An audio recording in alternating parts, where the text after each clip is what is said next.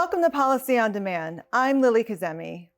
And I'm Scott McCandless. It is the week of January 30th, and this is your Monday briefing. Both chambers of Congress will be in session this week, the House for a 2-week legislative work period and the Senate for 3 weeks before President's Day recess.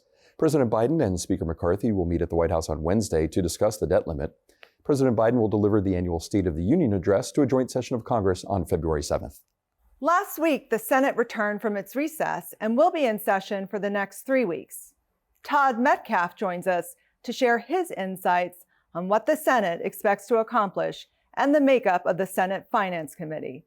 Todd, welcome to Policy on Demand. Thank you. So the Senate was in recess most of the time the House was organizing for the new 118th Congress. What steps does the Senate need to take to finalize its organizational structure? And what are your thoughts on how that might end up?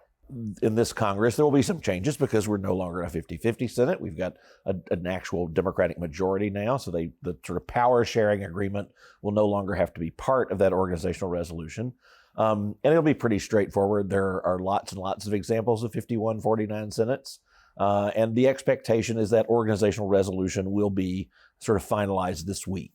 When that organizational resolution is finalized, those committee ratios are set, that is when we expect to get sort of announcements to any changes to committees. On the Senate Finance Committee in particular, where we're going to see changes is on the Republican side, because on the Republican side, there were 4 Republicans who either retired, actually I think they all retired from the Senate, and so they're going to have to replace some of those members. Now, because we're no longer in a 50-50 Senate, we're no longer evenly divided. Instead of adding 4 Republicans to the Senate Finance Committee, the expectation is they will add 3. There's a lot of speculation as to who those 3 might be. I'm not quite prepared to get out in front of Senator McConnell or the Senate Republican Conference to announce who the rumors are that they might be. But I would expect that once that organizational resolution is agreed to, we'll learn those names later this week. Todd, with regard to the Senate Finance Committee and Chairman Wyden, for whom you worked when you were in the Senate, what do you expect the Finance Committee's priorities to be as we go into this year? I would expect that Senator Wyden's priorities aren't going to change. He has been focused and fixated for the last couple of years in the last Congress, and I would expect that to not change on a few things. One is sort of tax avoidance in ways that maybe he believes are unfair, and maybe how the code is inequitable with respect to, in his view, high income individuals, high net worth individuals. Also, we know that he's been focused on multinational corporations and some of those sorts of things. I would expect that's going to continue. We've actually seen letters come out in the last few weeks to sort of suggest that, and his staff has suggested that as well. So I think multinational corporations, tax avoidance, high net worth, high income individuals. I also think that, he's going to focus on energy. He's going to focus on the Inflation Reduction Act and those provisions. And because I think he sees those new provisions, that expansive green energy set of policies, as being part of his legacy. And so he's very interested in how Treasury's going to implement them, how we're going to see them deploy across the country, what Treasury, what is the other side going to say about them? Because we know that Chairman Smith, the Ways and Means Committee, takes a rather dim view of some of those policies. And so you're going to have this sort of, I think, back and forth where the Finance Committee is going to be trying to bolster those provisions and the Ways and Means Committee is going to be poking at them. So to follow up from that, Todd, how do you expect the Senate to address critical issues like the debt limit? What path, if any, do you see towards a bipartisan solution between the Congress and the Biden administration? Well, the debt limit, that's going to be the elephant in the room for the next several months. And we've seen this before. In the last decade, we've had sort of a near debt limit crisis, and then we've sort of had a few sort of easy passages of increasing the debt limit. I don't expect this year it's going to be one of the easy ones. How I think this will ultimately play out is that probably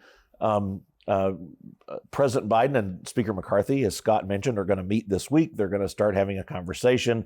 The administration is going to continue to state that its position is we're not negotiating. The House Speaker is going to say, well, you're going to have to negotiate because we don't agree on these things. they're going to have a series of talks, just as Speaker Boehner and President Obama had the last time we had one of these debt limit crises. I expect we'll probably have some efforts by the House to pass legislation on its own that probably won't get 60 votes in the Senate. And whether they can pass a bill or not is yet to be determined, but they'll try. And ultimately what will happen probably is that either the House and Senate, Democrats and Republicans, will have to come together and say, okay, what can we get 60 on in the Senate that can get sufficient support in the House to pass? And I think what would that include? I have no idea at this point. But ultimately, I sort of see the Senate as playing the ultimate deal maker in this, but probably not until near the end, because I think Leader McConnell, who will play a critical role in this exercise, is going to defer to the Speaker as long as he can, but probably not to the point of default. Well, Todd, finally, let's maybe flip the script to look from the outside in. What the company perspective is looking at Congress, what tax policy concerns are you hearing about from companies, and what advice are you giving them? Well, I think, number one, we've got some unfinished business from last year. Section 174, the amortization of R&E expenses, remains a top-line issue for many, many companies, both small and large in this country. And so I think that is a big issue. It was a cash flow issue last year for companies and taxpayers. It's going to be an even bigger cash flow issue this year. When you have those cash flow issues, that's going to affect investment. That's going to affect jobs and an economy that's sort of teetering at the moment. Are we going to go into recession? Are we not? Big debate there. We're probably not going to want to have policies that move the needle toward recession or toward less employment, et cetera, et cetera. So I think that's an issue that is really top of mind. You've got the other TCJA extenders, 163J, the interest expense limitation. We now have sort of the beginning of the phase down of bonus depreciation. 100% expensing now is at 80% this year. So those are some issues that are left unaddressed that need to be addressed. We look at this Congress, and sometimes you look at it and you think, how are they going to agree on anything? How are they going to get anything done? The key here, as you probably heard before, is taxpayers need to continue knocking on those doors, walking the halls of Congress, making their cases that these are important issues. So when that opportunity does arise, if it's in the first quarter, the third quarter, or the very end of the year, that the members of Congress understand, okay, now we have an opportunity, now let's get this done. And so it is not a time to sit back. It is not a time to sit on the sidelines and say, gosh, look at how could they ever agree on anything? You have to hope that they're going to ultimately agree on something and make your case to them as though that's going to happen. Todd, as always, thank you so much for your insights and for being here. Really appreciate it. Thank you. And to our viewers, be sure to check out the latest Week in Review with Pat Brown, included in the description of this episode, and stay tuned for this Friday's Week in Review. As always, thank you for spending this time with us. Have a great week, and we'll see you next time.